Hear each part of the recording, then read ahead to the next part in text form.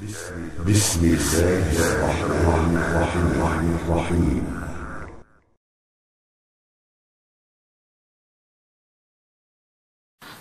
Assalamualaikum Ustaz.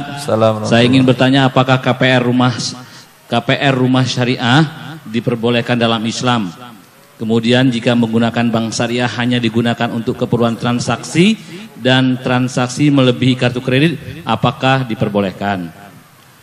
KPR apa namanya? KPR syariah.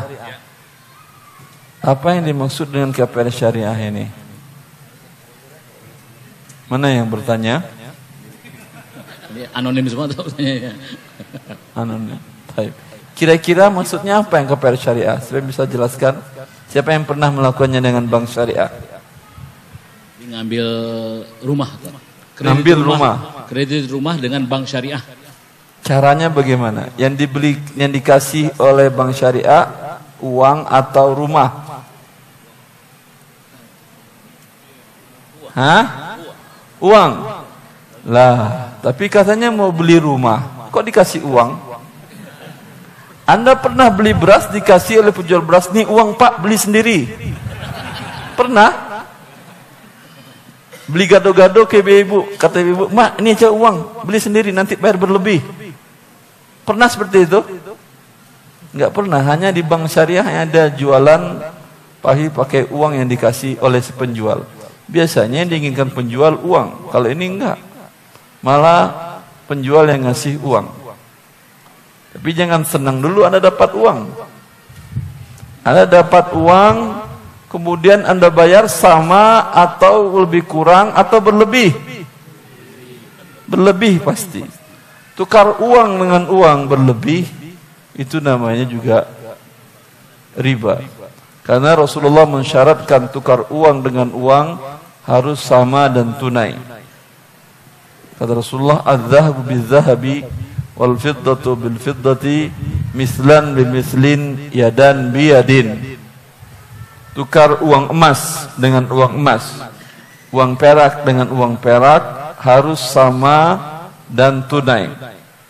Kalau bank ngasih Anda 1 miliar, kemudian Anda pakai buat beli rumah, kemudian Anda bayar lagi ke bank 1,2 miliar atau 1,5 miliar dalam waktu 5 tahun, ini bukan KPR syariah.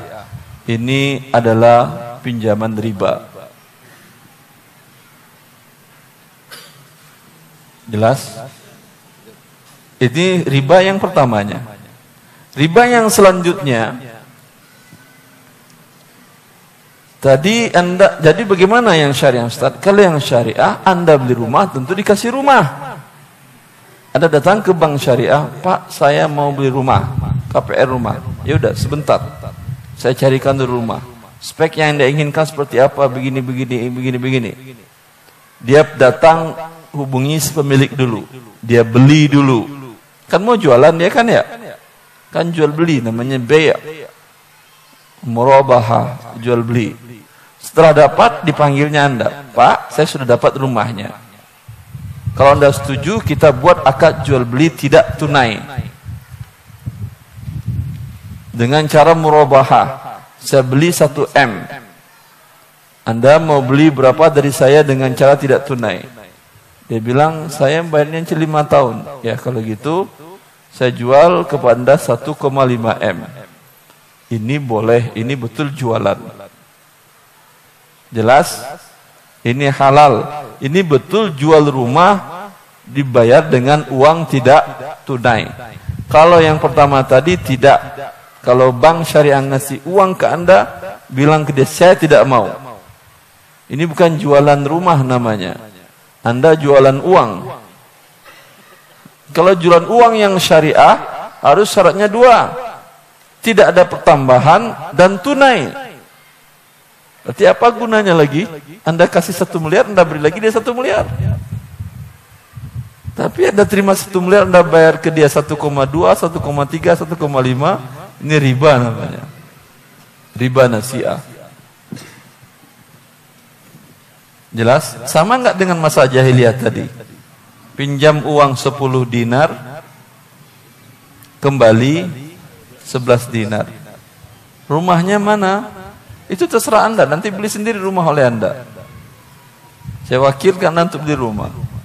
Maka ini tidak syariah.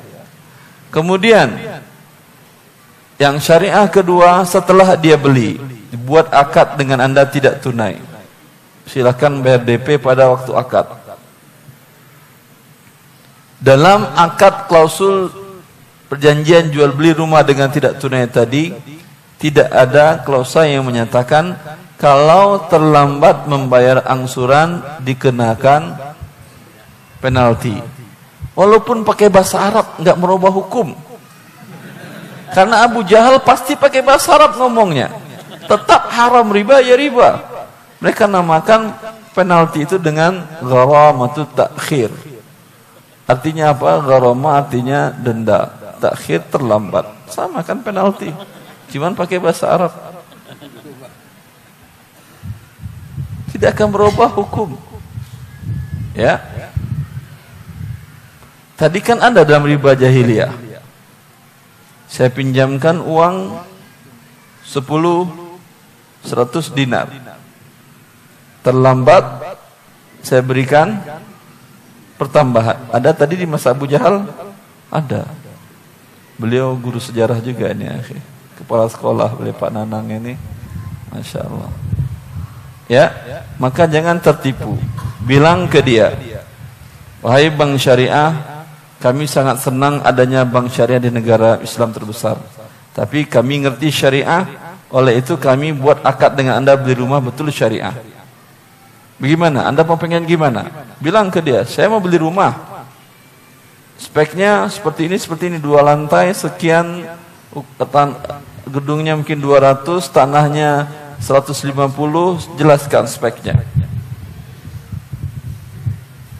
Ini uang. Enggak, saya mau rumah bukan mau uang. Itu Anda katakan wajib. Lah kami SOP-nya seperti ini, tapi katanya kalian syariah. Kalau syariah tentu jual rumah bukan jual uang. Kalau juga uang yang saya terima, apa bedanya Anda dengan bank riba? Bank riba ngasih uang juga, Anda juga ngasih uang. Tapi kalau Anda ngasih rumah ke saya, itu betul. Ya, minta seperti itu ke mereka. Kalau bilang, oh nggak bisa kami. Kalau nggak bisa ya sudah, saya pun nggak mau masuk neraka gara-gara rumah. Biarlah sampai mati saya ngontrak, asal mati masuk surga. Di surga nanti saya tinggal selama-lamanya di rumah yang luas, bisa pakai semua berlian di dinding rumah saya. Itu yang dijanjikan oleh Allah. Dan tinggal selama-lamanya di sana.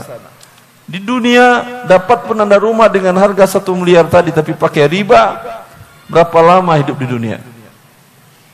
100 tahun? Tidak ada.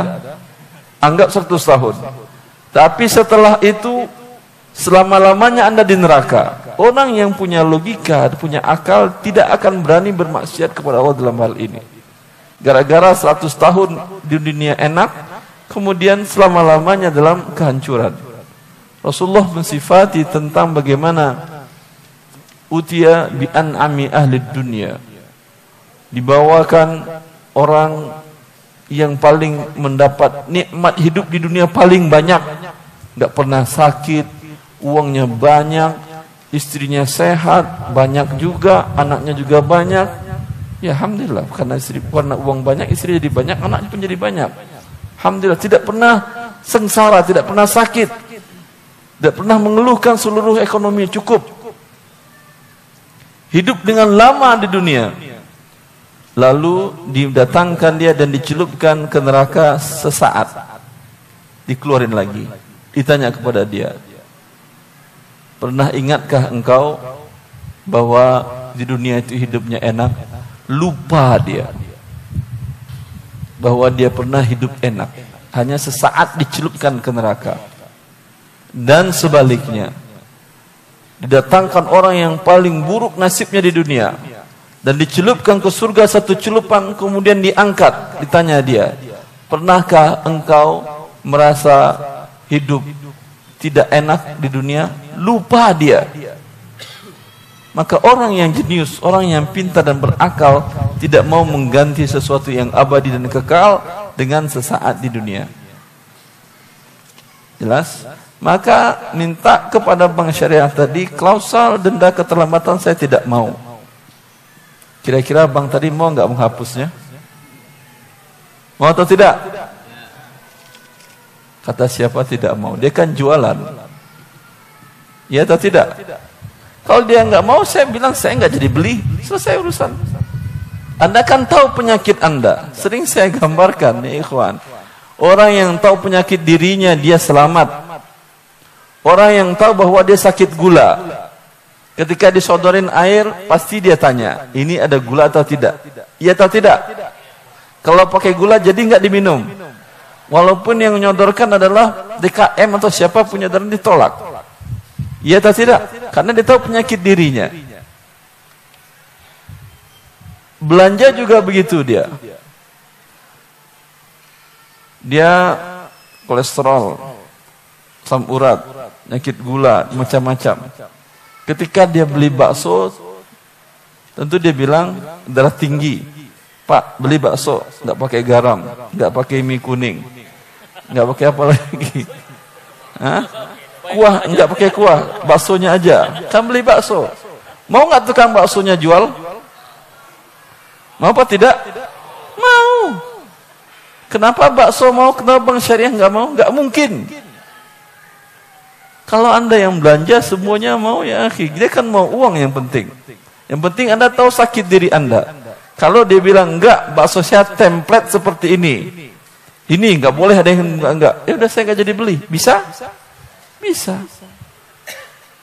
Yang penting Anda mengerti dan tahu risiko yang akan Anda hadapi, yaitu berperang melawan Allah bila Anda melakukan riba.